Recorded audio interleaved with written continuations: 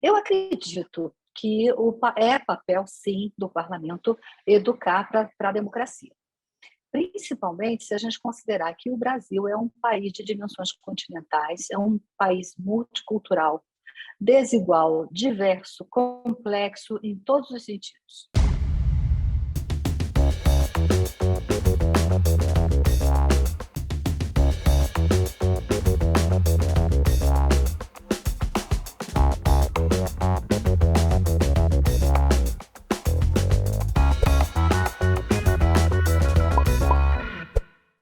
O Brasil dá sequência aqui a uma série de entrevistas que deseja compreender a importância da educação política para o exercício da democracia.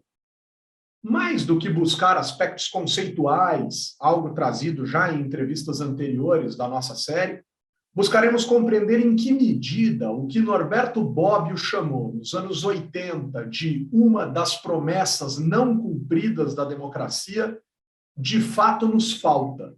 Mas, principalmente, em que medida, a despeito de nossas lacunas, nós realizamos, de fato, educação política no Brasil. E aqui algo muito especial. Identificamos, num rol ainda mais amplo de eventos e de exemplos, um conjunto de empresas e instituições que compreenderam o sentido de avançarmos em conteúdos dessa natureza sob a lógica da responsabilidade social e da responsabilidade social empresarial. Assim, teremos debates com especialistas que buscam unir conceitos e estratégias, ações e desafios, esperanças e realidades. Venha conosco. Hoje, nessa entrevista, nós temos aqui a presença de José Roberto Hicken, presidente do Sistema OCEPAR, e Corina Castro, diretora de Educação para a Cidadania do CEFOR, o Centro de Formação da Câmara dos Deputados. Hicken, eu gostaria, para a gente começar, que você nos desse aqui uma dimensão do que é a OCEPAR, o que é o sistema OCEPAR, em termos de tamanho, de significado, enfim. Nós estamos falando de quantas cooperativas, de quantos cooperados, de que universo de negócios? O universo cooperativo do Paraná, que é liderado pela OCEPAR, é constituído de 220 cooperativas, de 9 ramos, ou melhor, de 7 ramos de atividade. Então, tem agropecuária, tem crédito, tem saúde, tem transporte, tem infraestrutura, tem trabalho e também tem algumas cooperativas de consumo. Ao todo, são 2.800.000 pessoas que integram isso. 2.700.000 cooperados e mais 130.000 empregos diretos. Nós movimentamos por ano, isso dados de 2021, o equivalente a 153 bilhões de reais por ano.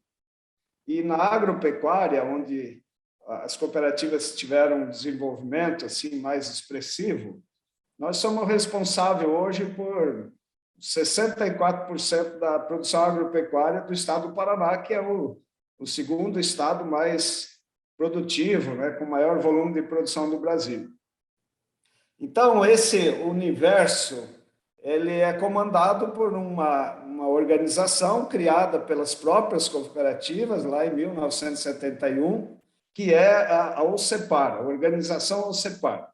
Ela existe desde 71 e tem como missão, além do registro das cooperativas, que está previsto em lei, o planejamento, a representação, eu diria assim, o desenvolvimento do cooperativismo no Paraná. Então, esse é o trabalho que nós fazemos. Lá em 99, nós criamos uma entidade que é a entidade equivalente ao Sistema S, que é o SESCOP, para fazer a formação desse público, o monitoramento, que daí se diferencia de outros S's. Então, para você ter uma ideia, nós temos uns 40 índices de cada uma dessas 220 cooperativas por mês, desde 1991. Então, a gente tem um banco de dados que nos permite fazer um bom planejamento. Então, esse é o o Sescop. Nós investimos aí por ano 60, 70 milhões em formação. Daí temos uma outra entidade, que é a FECOPAR, que compõe o sistema OCEPAR, que cuida das relações trabalhistas. Aí é um sindicato, um sistema, né? Uma federação sindical patronal das cooperativas do Paraná. Então, olha, basicamente, o sistema é formado com essas cooperativas e essas entidades. Muito bom. É um universo, né, Corina? Agora, Corina, conta um pouco para a gente o que significa o Centro de Formação da Câmara dos Deputados. Quer dizer, primeiro, muita gente talvez não saiba sequer que exista um centro de formação na Câmara dos Deputados, mas conta um pouco para a gente o que é o CEFOR, né, da nossa Câmara dos Deputados Nacional. Legal, Humberto. O CEFOR, ele é uma escola de governo do Legislativo Federal. E ele oferece ações de educação continuada para os servidores, as servidoras da Casa, da Câmara dos Deputados, assessores parlamentares e alguma pouca coisa também para os parlamentares, porque os parlamentares eles têm uma verba para se autodesenvolver, né? Então a gente não foca muito em ações para os parlamentares. A gente faz isso, né, por meio de cursos de pós-graduação, lato sensu, estrito sensu. A gente já teve doutorado, hoje ainda tem mestrado, já teve um MBA, e a gente também oferece cursos de curta duração, à distância, presenciais, que são para o público externo e para o público interno também. E oferecemos algumas vagas de pós-graduação para os órgãos aqui de Brasília, agora também não só os de Brasília, para a população em geral, porque isso agora ficou remoto, as aulas ficaram remotas, então muita gente de fora de Brasília também está podendo fazer esse tipo de curso, o mestrado, por exemplo, né? A gente também tem os cursos voltados para o público externo, que são com esse objetivo de fortalecer a democracia, que eu vou falar sobre eles mais adiante, tá? E ainda nesse escopo, além dos cursos, dos programas que a gente oferece, a gente tem os 2 portais, o portal Plenarinho, que é para o público infanto-juvenil, e ele oferece jogos, trívias e textos com uma linguagem bastante simples, adequada para esse público, e que são muito utilizados por professoras e professores nas suas aulas sobre política, sobre democracia e cidadania. Além desse portal Plenarinho, a gente tem o portal EVC, onde educação vira cidadania, onde nós temos muito material, muitos objetos de aprendizagem organizados em trilhas de aprendizagem, voltados para quem tem a necessidade de entender o parlamento, atuar no parlamento, em qualquer nível, e também quem tem a necessidade de educar para a democracia, com esse objetivo, né, de fortalecer a democracia e oferecer meios de uma melhor participação na cidadania. Deixa eu aproveitar essa questão do educar para a cidadania ou educar para a democracia. De onde vem essa ideia, Corina, na sua percepção, de que é papel do poder executivo, do poder legislativo educar, e especificamente nessa questão, porque você começa dizendo que o CEFOR é uma escola de governo, mas da sua resposta, ele também aparece como uma escola livre, né, como uma escola de democracia. Da onde vem esse papel e se isso se repete em outros lugares? Quer dizer, a gente tem isso, por exemplo, em assembleias legislativas, em câmaras municipais ou até mesmo em outros lugares do mundo? Sim, legal. Boa pergunta, sim. Eu acredito que é papel, sim, do parlamento educar para a democracia. Principalmente se a gente considerar que o Brasil é um país de dimensões continentais, é um país multicultural, desigual, diverso, complexo em todos os sentidos. Então, nesse caso, a escola do parlamento ela vai ocupar uma lacuna deixada pelo próprio sistema educacional brasileiro, que ainda é muito tradicional, é muito desigual e, por que não dizer, muitas vezes autoritário ou bancário, né, como dizia Paulo Freire, e no qual você oferece o conhecimento por meio do professor, ele é transmitido, para o aluno, e o aluno tem que devolver aquilo que aprendeu, às vezes com juros e correção monetária, né? Assim, metaforicamente falando, né? Então, nesse caso, a democracia fica restrita àqueles que já entendem as regras do jogo, né? E há pouca participação, pouca cidadania, né? De forma essa cidadania é exercida também de uma forma desigual.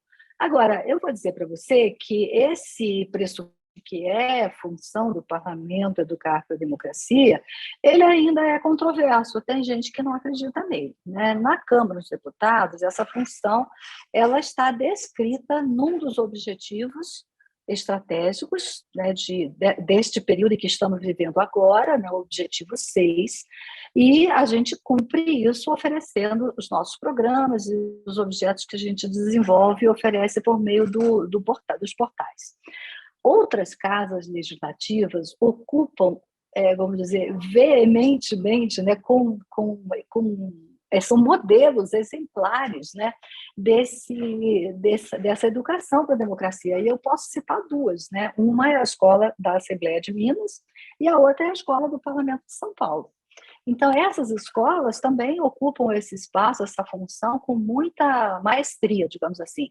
Eu acabo de vir de Belo Horizonte e tive assim, evidências disso lá. São Paulo ofereceu agora um seminário de educação política, traz muita gente, muitos pesquisadores, oferecendo muito conhecimento sobre isso, né? Então, o que eu observo é que essa função, ela é mais ou menos facilitada pelo patrocínio que as escolas encontram nas suas mesas diretoras em cada período, em cada legislatura. Algumas das nossas ações, elas encontram raízes institucionais e as escolas, e assim a gente vai ganhando espaço na sociedade, somos reconhecidas por isso. Muitas vezes, quando eu falo de Parlamento Jovem Brasileiro, por exemplo, muita gente reconhece o programa, sabe do seu valor. Agora, o que eu vejo hoje é uma pressão pela participação da juventude em geral, né? Que pode ser fruto do alcance desses programas que estão aí. Minas, por exemplo, faz um trabalho em rede muito interessante que vem construindo propostas sobre um tema específico que também é escolhido pelos jovens, né? O formato é o escolhido pelos jovens, e essa construção da discussão ela vai vindo desde os municípios até chegar na Assembleia Estadual. Então, é um espaço de atuação da juventude e que vem hoje assim, sendo cobrado, né? A juventude cobra que ele aconteça. Então, dessa forma, eu acredito que o parlamento acaba se sentindo obrigado, né? Mesmo que ache que aquilo é um custo a mais, mesmo que alguma mesa possa dar tanto valor assim, essa pressão vem da juventude, também vem de baixo para cima. E eu acho que isso se deve até talvez a um processo gradual de amadurecimento da nossa sociedade, mas também a essa crise, né? Essa crise da que a juventude enfrenta com a emergência ambiental, por exemplo, e os problemas mais graves e complexos que a gente vem sofrendo. Então, é uma pressão para que isso possa acontecer também. Eu acho que seria legal também falar que, recentemente, agora em 2022, o Parlamento da Áustria entregou um relatório sobre educação parlamentar global. E eles entregam esse relatório dizendo que 72% dos respondentes, que são pessoas que estão nos parlamentos, né, afirmam que sim, que existe educação para a democracia nesses parlamentos, e isso é feito de maneiras muito diversas, né? Por exemplo, com jogos, com simulação de papel, com visitação institucional. E o que eu achei muito interessante nesse relatório, eles descrevem várias formas diferentes de fazer isso, essa educação para a democracia, mas eu achei muito interessante alguns programas específicos, né? No Reino Unido, por exemplo, eles focam naqueles cidadãos e cidadãs mais desengajados, aqueles que não têm interesse nenhum pelo parlamento, né? E uma das ações que eles fazem, que eu achei muito interessante a descrição, foi a visita dos parlamentares, de um parlamentar, né, para as escolas próximas do lugar de onde ele veio. Então, ele vai lá, dá a cara a tapa e fala o que ele faz ali, né? E responde perguntas. E o depoimento desses parlamentares, quando eles retornam, é que eles ficaram extremamente estimulados e gratificados por ter essa conversa com professores, alunos, o pessoal da escola como um todo, sabe? Então, eu achei isso muito bacana, né? Porque eles também, às vezes, se sentem muito isolados e sozinhos, né? Então, a ida até as escolas é uma forma de você também abrir isso, né? E poder falar o que você faz, né? Contar para as pessoas o que faz. Então, a educação política também tem esse aspecto, né? De melhorar o relacionamento entre os parlamentares e o povo. Tem outros exemplos também, mas aí é muita coisa também. Mas o fato é que muitas escolas no Brasil, escolas legislativas, fazem isso, ocupam esse espaço, e no mundo também. Agora, Ricken, os parlamentos têm aí uma responsabilidade associada à ideia da educação política. Você nos colocou no início da sua fala que o sistema das cooperativas em geral, e em especial, obviamente, aquele que você preside no estado do Paraná, tem um compromisso educacional com cooperados, com pessoas técnicas que trabalham nesses ramos de negócios que você nos descreveu. Mas de onde vem, em especial, Rick, esse compromisso da Alcepar com a ideia de educação política? O que isso significa para vocês em termos de estímulo, né, à importância do voto? Claro que a gente está falando aqui de uma educação suprapartidária, a gente não está falando de campanha, a gente está falando de um compromisso de estímulo ao exercício da democracia. Como é que é isso na ação da Alcepar? Como isso funciona na ação da Alcepar? Vem na constatação que eu acho que a Corina colocou muito bem, né, da percepção que a população não está educada politicamente. Boa parte dos problemas que nós temos a nível das instituições vem dessa constatação. Então, é uma necessidade. Então, nós nos propusemos a investir nisso baseado nessa constatação. Isso é uma realidade. A Corina colocou muito bem. Essa é uma realidade, talvez no Brasil seja mais grave, mas isso no mundo todo, de uma forma ou de outra, precisaria muito mais de educação política. Bom, isso é o primeiro aspecto. O segundo, isso vem dos princípios das cooperativas. Entre os 7 princípios, nós temos um que é a questão do funcionamento de forma democrática. Tá? Obviamente que para você, se você não entender essa política, porque não é política governamental, é educação política. E política está em todos os lugares, não está no Congresso só, não está na prefeitura, não está no executivo. Então, vem desse princípio. Nós temos que investir nisso pelas características que a cooperativa tem. São 2.700.000 pessoas. Imagina essas pessoas despreparadas, nós estaríamos no caos, né? E a gente consegue organizar bem. Então, por necessidade também. E a outra questão, nós temos o 7º princípio das cooperativas, que foi instituído lá em 75, e depois de 77, com a presidência brasileira na Aliança Cooperativa Internacional, com o ministro Roberto Rodrigues, né, que ele foi presidente da OCDE. Eu tive a alegria de trabalhar com ele lá há 5 anos, e ele foi eleito presidente da CI Mundial. E ele investiu num princípio que é a responsabilidade das cooperativas com a sua comunidade. Então, veja, se já é difícil organizar internamente, nós ainda temos um compromisso de ajudar a organizar a comunidade. E é óbvio daí que tem que organizar politicamente, não tem como organizar. A nossa missão é organizar economicamente as pessoas, para que elas tenham mais renda, e ela conquiste uma condição social e não precisa depender de ninguém. Mas se a gente não investir em técnicas de educação política, nós vamos ter muita dificuldade, né?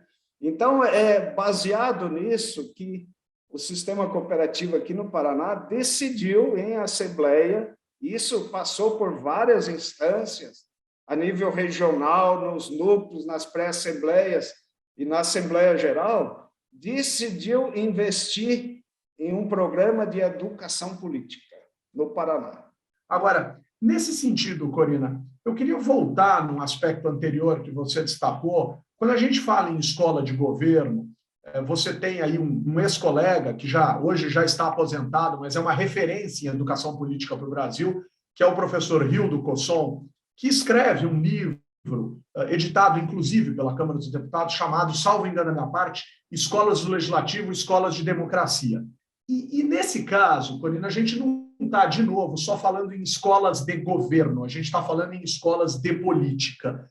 Como isso funciona dentro, efetivamente, do poder legislativo? Tem colegas, por exemplo, vamos pensar só nos servidores de carreira, não vamos pensar numa imensa massa de servidores que atendem a gabinetes e a partidos políticos que têm um semblante mais passageiro pelo poder legislativo. Mas como é que é a reação de um servidor de carreira, de um órgão que se compromete em educar a sociedade para o fortalecimento e para a própria legitimação desse órgão diante da sociedade como um todo? Essa pergunta é maravilhosa, Humberto. Eu concordo muito com o que você está falando. As escolas de governo, no caso do parlamento, elas são escolas de democracia. Eu não vou falar das outras escolas de governo, do executivo, porque eu conheço muito pouco, mas as escolas do parlamento, elas são, sim, escolas de democracia, mesmo na sua função de formar servidores públicos do legislativo. Por quê? Porque fazendo isso, elas estão promovendo a governança dessas casas. Ou seja, elas estão contribuindo para construir, fortalecer, disseminar as regras do jogo legislativo. Um parlamento organizado, ele oferece transparência, ele promove o engajamento dos cidadãos e cidadãs no processo legislativo, ele melhora a qualidade das leis que são produzidas, ainda que, às vezes, a política como ela possa atrapalhar um pouquinho. Mas atrapalhar um pouquinho é a política como ela é. A gente tem que lidar com a nossa realidade, né? Eu penso na democracia como o ar que a gente respira. Precisa ser de boa qualidade? Sim, precisa, mas tudo o que a gente faz vai afetar o que entra e o que sai. Eu gostei do suspiro, Corina. Para lembrar, né, que precisamos respirar.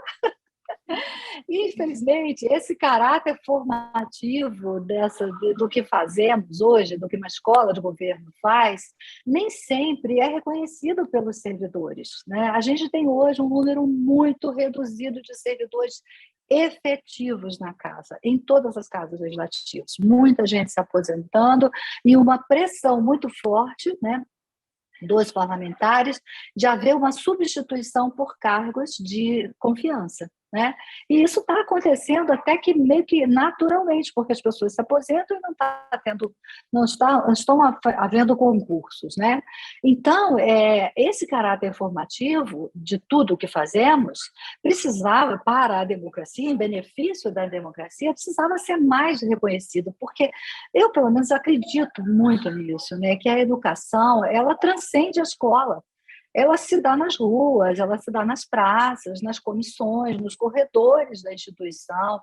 Enfim, para o bem ou para o mal, a gente está aprendendo sempre, né? Agora, é fato que, né, você, como pesquisador, você há de concordar comigo, ou pelo menos discordar e apresentar fatos, né?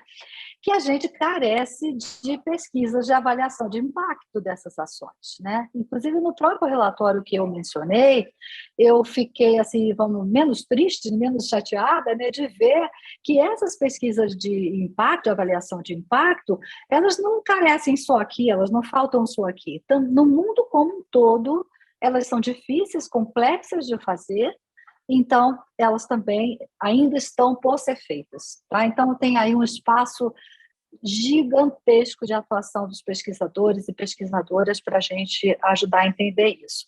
E outra coisa que eu vejo também como uma onda, uma tendência que está no ar, né, é um processo de formação dentro de um guarda-chuva do conceito de cidadania organizacional, um processo de formação de voluntários, servidores, aposentados, por exemplo, que hoje a gente não pode contratar aposentado aqui da casa, né? E que essas pessoas possam ser voluntárias, dando aula aqui, por exemplo, em educação política, dando aula, por exemplo, dentro de uma ação de governança, de uma formação em qualquer área, né? Então, essa é uma possibilidade também, né? E seria provavelmente um programa de voluntariado, e está tudo por fazer. Eu acho que vejo como uma oportunidade, sabe, para a gente também exercer esse papel. O bacana é que você ressignifica a lógica ocupacional, né, desse espírito da aposentadoria, que por vezes equivocadamente parcelas da sociedade têm, de que se aposentar é não fazer mais nada. Quem não faz nada, definha. A gente precisa manter a nossa mente ativa, o nosso corpo são, enfim, eu acho que tem vários elementos aí super importantes, e isso efetivamente pode se tornar um programa bastante interessante. Agora, Rick, eu queria voltar no seu exemplo do que foi feito a partir de 2018 e queria uma descrição, talvez um pouco mais detalhada desse trabalho, não só no sentido daquilo que vocês fizeram, como vocês fizeram, mas do quanto vocês conseguiram, com esse trabalho de 2018, contaminar na melhor forma possível, eu vou dizer até contagiar com essa energia importante que vocês imprimiram sobre essa temática da democracia, outras unidades federativas do Brasil ou mesmo a OCB, quer dizer, o que vocês fizeram, assim, de uma maneira talvez um pouco mais descritiva, e o quanto vocês conseguiram estimular, eu acho que é a melhor palavra, que outros estados e a própria organização brasileira fizesse algo nesse sentido em relação a essa pauta que você nos trouxe. Humberto, antes de traduzir isso em ações, eu quero concordar com a Corina que a gente tem que ter um pouco de emoção nisso, para a gente acreditar nisso, né? Então, você vai suspirar também? Eu vou suspirar fundo também, então eu quero fazer o mesmo exercício que a Corina fez. E eu quero contar uma historinha bem rápida. Eu trabalhei em Brasília, meu filho nasceu em Brasília, né? E sabe o que ele queria ser desde pequeno? Ele falava para mim, eu quero trabalhar com política. E eu até falei, mas como isso, né? Não, eu quero fazer isso, pai, eu quero fazer isso. Resultado, fez direito, fez sociologia, fez um mestrado em ciência política, esteve fora do país, professor universitário, pesquisador, e agora vai trabalhar de volta em Brasília, não no governo, mas... Então, isso é uma ciência. E a gente tem que acreditar, e a população tem que acreditar que a forma de mudar para melhor, nós temos que investir na democracia. E se não investir, vai ser aquela democracia com os defeitos que nós temos. E ainda bem que a gente defende isso, mas nem todo mundo faz isso também, né? Mas daí, traduzindo aqui, para também não fugir da pergunta, o que nós fizemos de prático? Primeira ação prática. Nós queremos convencer as pessoas de que é necessário votar. E daí nós definimos um campo, que é o Congresso Nacional. Então, nós queremos convencer as pessoas que é necessário ter um Congresso de alto nível, que tudo passa pelo Congresso. E as pessoas acham que um presidente faz milagres sozinho. Isso não existe. Isso é ignorância política, né, de forma geral. Então, nós definimos assim, vamos convencer as pessoas de que não pode se omitir e tem que votar nas pessoas certas. Daí vem o segundo problema. Como escolher isso? Como fazer isso? Nós não podemos indicar as pessoas, nós não podemos indicar partido político, porque daí nós estaríamos caindo na mesma situação de todo mundo. Daí fica comparando teorias e que, na verdade, muitos partidos políticos não têm nada de teórico, tem só operacional e de interesse específico. Então, como que nós convencer as pessoas? Daí nós definimos, nós temos no Congresso Nacional uma FRENCOP, que é uma Frente Parlamentar em Defesa do Cooperativismo, que tem lá 200 parlamentares que aderiram. Tem uns 60 que realmente trabalham forte nisso, né?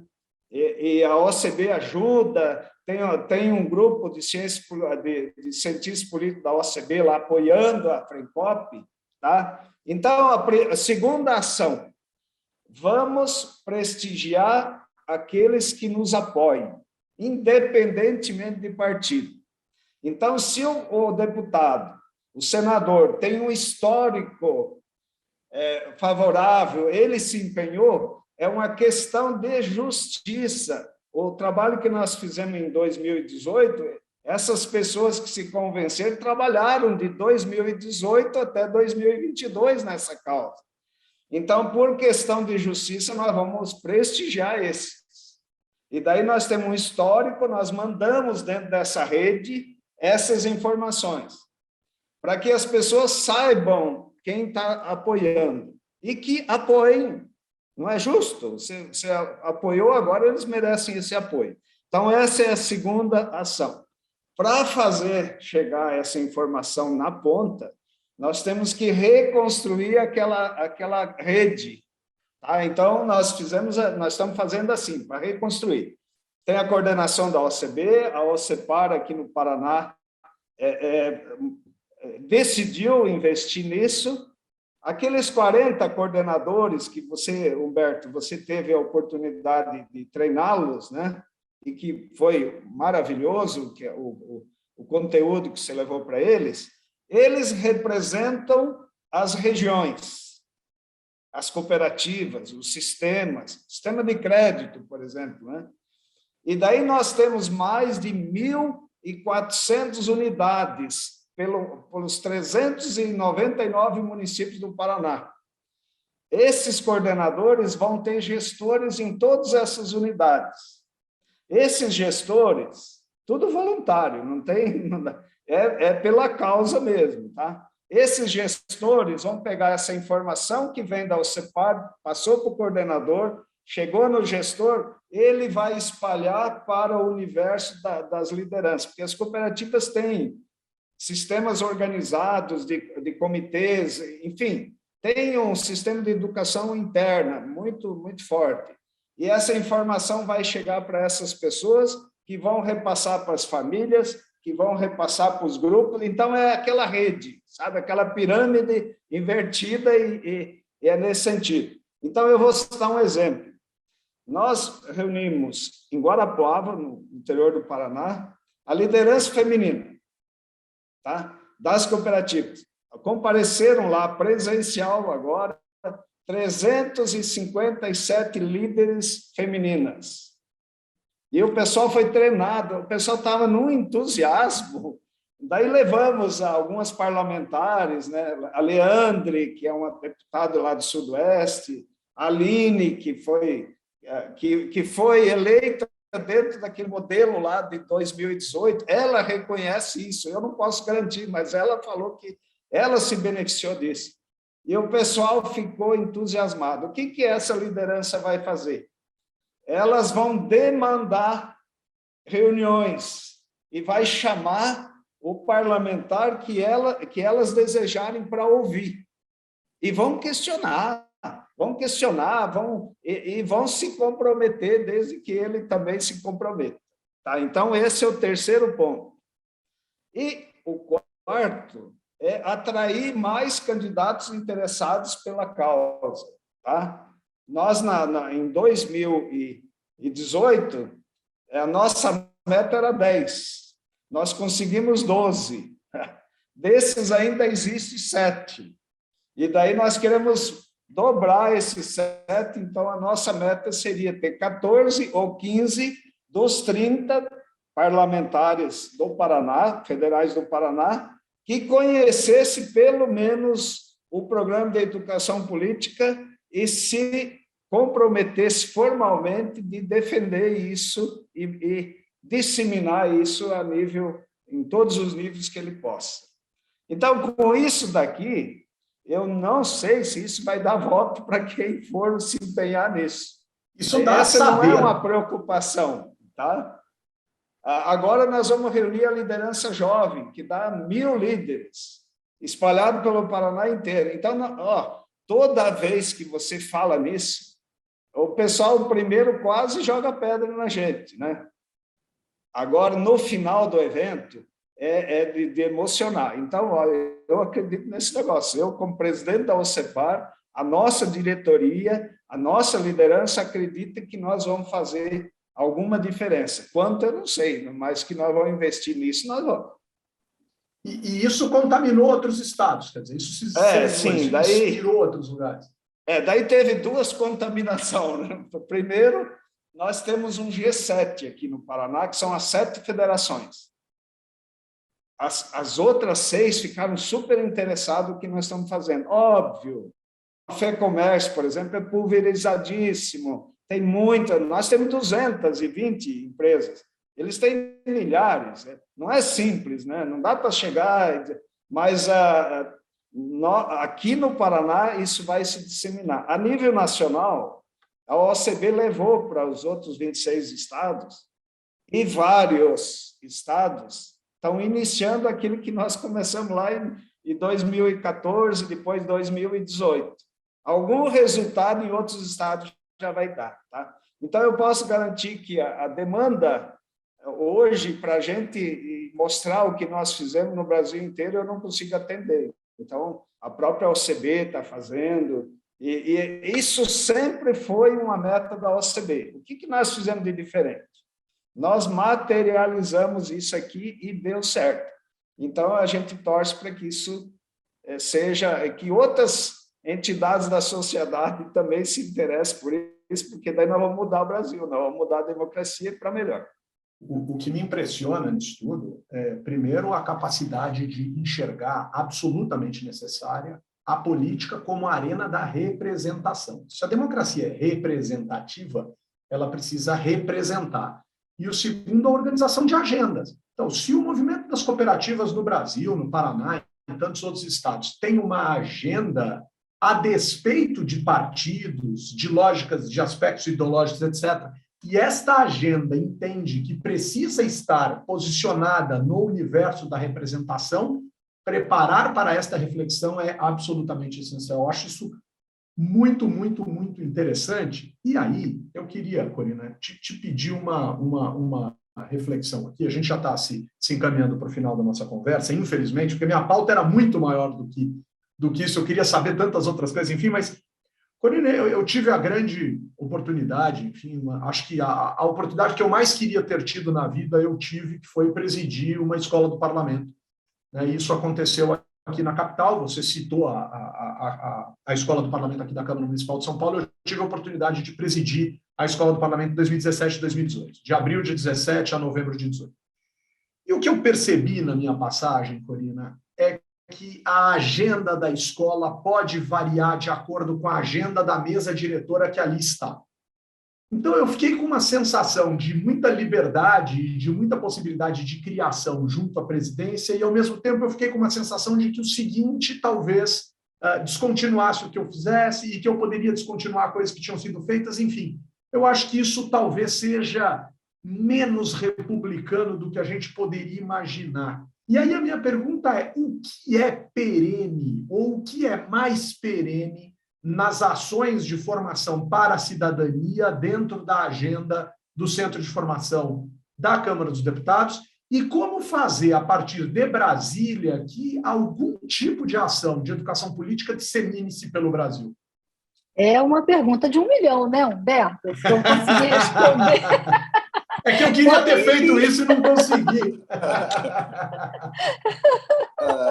Olha, é bem complexo, e não basta ter uma agenda completa e repleta de ações. Isso é importante, porque se você tem um calendário organizado, se você sabe o que você vai oferecer, você consegue articular os seus aliados, os seus patrocinadores dentro e fazer com que essa coisa rode. Né? Então, essa agenda é importante para enraizar, institucionalizar esses programas, essas ações. Porém, existe hoje, obviamente, aqui não é diferente do que está acontecendo na nossa sociedade, uma pressão, uma necessidade de inovação, de oferecermos coisas novas, diferentes, e principalmente coisas que atinjam mais pessoas lá na ponta, e não programas elitizados, né? Aqui na Câmara Federal, a gente ainda sofre muita pressão pela redução de custos, né? Porque nós somos a mira da imprensa e da sociedade, porque o nosso orçamento é alto, né? Então, a gente precisa justificar aquilo que gastamos. E, por outro lado, trazer pessoas para Brasília, que é a grande... é a pérola, digamos assim, dos programas que temos, dos presenciais pelo menos, trazer pessoas para Brasília, num Brasil continental, é caro, né? Então, hoje, a gente sofre muita pressão para comprovar resultado e reduzir custos. Mas nem sempre o que fazemos é possível fazer de forma remota. A gente passou por isso na pandemia, nós remotizamos, né? Adaptamos alguns dos programas mais importantes que temos, né, o Missão Pedagógica no Parlamento, que é para professoras e professores da rede pública, e o Parlamento Jovem Brasileiro, nós remotizamos, mas o resultado não é igual. Não é igual. Ele pode ser adaptado? Pode, e a gente está adaptando, a gente está fazendo essas mudanças de forma a diminuir essa carga de hospedagem e até de passagem aqui para vir para Brasília, porém, não é a mesma coisa, né? Vir para cá e ficar uma semana aqui, porque o que nós fazemos aqui, nesses programas, os nossos programas são produzidos com foco num segmento etário. Então, a gente tem para crianças, os jovens, secundaristas, os universitários, os professores e a sociedade civil organizada, né? Cada um com um programa diferente. Esses segmentos, eles têm diferentes necessidades, mas o que a gente procura fazer nesses poucos dias que vem para cá é oferecer atividades dialógicas, né, de que forma que eles possam aprender a dialogar sobre posicionamentos políticos diferentes e instrumentos, ferramentas que eles possam levar para o dia a dia, né, tanto os universitários quanto os professores possam levar isso para a sua atuação diária, né? Porque a gente sabe muito bem, toda a vida é política, não é só aqui que a gente faz política, né? E uma das coisas que hoje a gente está fazendo, né, que me lembrou, a fala do Ricken me lembrou isso, né? Se a gente quer ter um parlamento de boa qualidade, com bons parlamentares, a gente precisa cuidar também da formação dos políticos locais, porque a política começa lá na base, no bairro, na escola, né, na associação de moradores, é lá que começa, e é lá que também se desvirtua, porque se o cidadão não quer participar e deixa na mão de qualquer aventureiro que queira lançar a mão daquilo, né, aí o caos está formado, como a gente pode observar muito bem em muitos locais, né? Então, hoje, a gente está fazendo isso, e a minha equipe está bastante voltada para o ciclo de palestras para vereadoras e vereadores, que a gente faz junto com o ILB do Senado. Agora mesmo eu estive em Minas Gerais fazendo uma roda de conversas, um morro de café, um café com vereadoras que estão organizando as procuradorias da mulher nas câmaras municipais.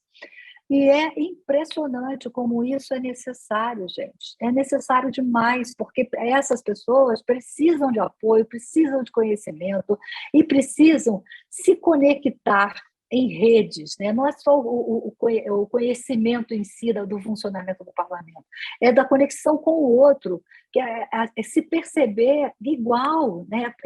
Em que pesem as diferenças do posicionamento político. A gente tem muitos interesses comuns, né? Então, parceria, trabalho em rede são as palavras do momento em termos de educação para a democracia. É a gente entender como é que isso acontece, apesar das nossos diferentes posicionamentos, nossos diferentes interesses, como é que a gente encontra um eixo comum, um interesse comum, para a gente atuar politicamente. Então, foi isso que a sua pergunta me inspirou. Porque você fica perenizando e legitimando de baixo para cima e não de cima para baixo. Criei uma regra, não pode mudar o programa. Não, não é isso. Criei um grupo que, a despeito de quem passe, vai continuar existindo e fortalecendo essa ideia. Eu acho que isso está muito presente na fala de vocês dois. Pessoal, a gente está chegando no final, eu tinha, na verdade, mais 3 perguntas para cada um. Eu vou concentrar, eu vou abrir mão de uma delas, né, infelizmente, e vou concentrar para a gente fechar 2 perguntas numa só, e eu acho que a gente consegue chegar onde a gente gostaria no que diz respeito a esse nosso compromisso de pensarmos juntos aqui a educação política. Ricken, queria que rapidamente você nos dissesse aonde estiveram os principais focos de resistência a um trabalho dessa natureza de educação política. E quando você olha para tudo que foi feito, que está sendo feito e que pode ser feito, aonde está o seu suspiro de esperança em relação à questão da valorização da democracia? Humberto, a resistência é só num primeiro momento.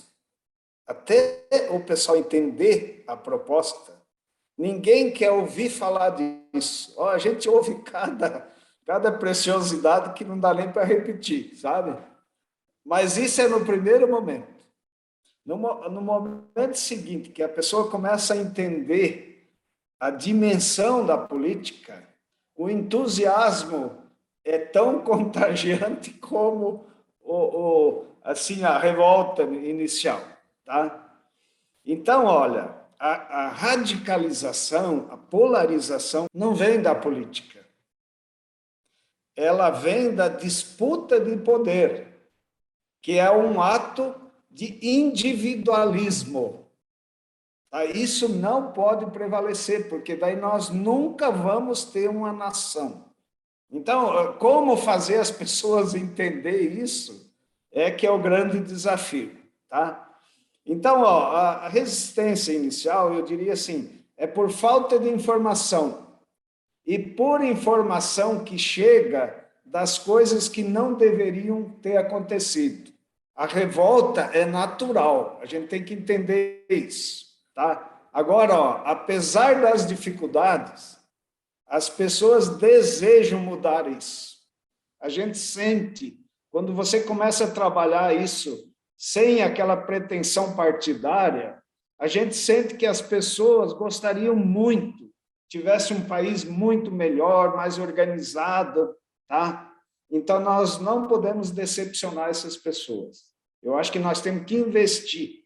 Na prática, se investe nada em educação política. Lá no passado, talvez a nossa geração, Corina, mas a gente até tinha alguma coisa de educação moral e cívica na escola. Pergunto, tem isso hoje ainda? E assim, sabe, imagina se a gente se motivasse, como que faz um congresso melhor, como que nós, sabe, um debate na sociedade. Hoje as pessoas, o que elas só querem? Benefício do governo, ninguém quer contribuir com nada, nada. Então, esse individualismo nós temos que combater, não tem lógica. Tem países, vamos citar o caso do Japão, por exemplo. Poxa, as pessoas têm uma honra de servir o país. Aqui, nossa, para alguém se motivar para fazer alguma coisa em benefício geral, é complicadíssimo. Então, falta educação. No nosso caso, das cooperativas, para o nosso funcionamento, isso é fundamental, tá? Porque onde tem hoje, no estado do Paraná, uma boa cooperativa funcionando, o IDH é maior. Você tem uma ideia. Oportunidades são maiores. Então, esse é o compromisso que nós temos, e eu sou muito otimista, onde nós já chegamos, evidentemente que nós temos que investir muito mais, mas o cooperativismo e a democracia são coisas muito parecidas. E se nós não investir num, não vamos ter um outro. Então, a questão de sobrevivência, pronto, é essencial esse investimento e nós vamos em frente, mesmo que o resultado não chegue naquilo que a gente sonha, mas daqui a mais 2, 3 vezes nós vamos triplicar essas pessoas que vão discutir isso. Isso vai dar resultado, eu acredito muito nisso. Pelo que eu compreendo aqui, a lógica das cooperativas e a lógica dos legislativos nos inspiram a ideia absoluta de atuação conjunta na diversidade. Isso. Não tem outro jeito. Não tem milagre. que não norteie essa união que nós fizemos aqui entre vocês dois.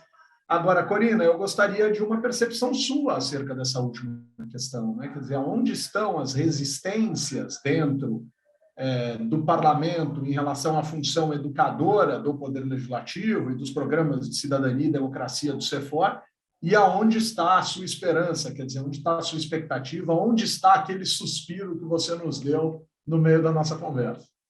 Olha, Humberto, eu acho que não tem esperança. Eu acho que tem jeito. E aí eu prefiro essa palavra que o Ricken usou, que é o entusiasmo, né? A gente se encher de entusiasmo diante da realidade é a gente se encher da possibilidade de criar, né? De fazer algo novo, fazer algo diferente, né? Que é a possibilidade criadora. Mas eu fui formada professora e eu fui aluna de Paulo Freire. Então, a Pedagogia da Esperança é um livro, né, de cabeceira durante muitos anos. E durante muitos anos eu fui uma advogada dessa esperança, né? E o Paulo Freire dizia que neste país, né, ter esperança já é revolucionário. Mas eu acho que hoje, se ele estivesse vivendo a nossa realidade, talvez ele tivesse uma perspectiva também um pouco mais crítica dessa questão da esperança, como eu estou tendo agora. Eu tenho levado essa conversa muito aqui com a minha equipe, né? Porque quando eu falo, não tem esperança, tem jeito, eu estou dizendo que, gente, a palavra esperança, ela remete a gente para o futuro, ela remete a gente para uma coisa lá na frente, e a gente se descuida do presente. Eu gosto da frase do Ailton Krenak, quando ele fala que o futuro é ancestral, né? O futuro é ancestral, porque o futuro é aquilo que a gente consegue aprender do passado que nos trouxe aqui onde nós estamos hoje, aqui e agora. Se eu não aprender isso, se eu não reparar isso, se eu não melhorar essa forma como cheguei aqui, a gente não tem um futuro melhor. Então não adianta ter esperança, porque a esperança não vai nos tirar desse lugar. Então, essa educação política, ela gera entusiasmo por mudar. E aí pouco importa a esperança. A gente segue, porque tem jeito, claro que tem jeito. É isso que eu estou pensando hoje em dia, sabe? Não sei se respondi a sua pergunta. Sem dúvida alguma. Fazer. Educar politicamente para a construção da democracia. Democracia, capacidade extraordinária e valor essencial para o fazer coletivo em respeito às diversidades. O Brasil conversou com o presidente da rede ACEPAR, Ricken, e com a coordenadora, com a diretora de formação para a cidadania da Câmara dos Deputados, do Centro de Formação da Câmara dos Deputados, Corina. Obrigado, Ricken. Obrigado você, Humberto, pela oportunidade. Obrigado, Corina. Obrigada, Humberto. Obrigada, Ricken. Foi muito bom conversar com vocês. Uma alegria conhecê-la.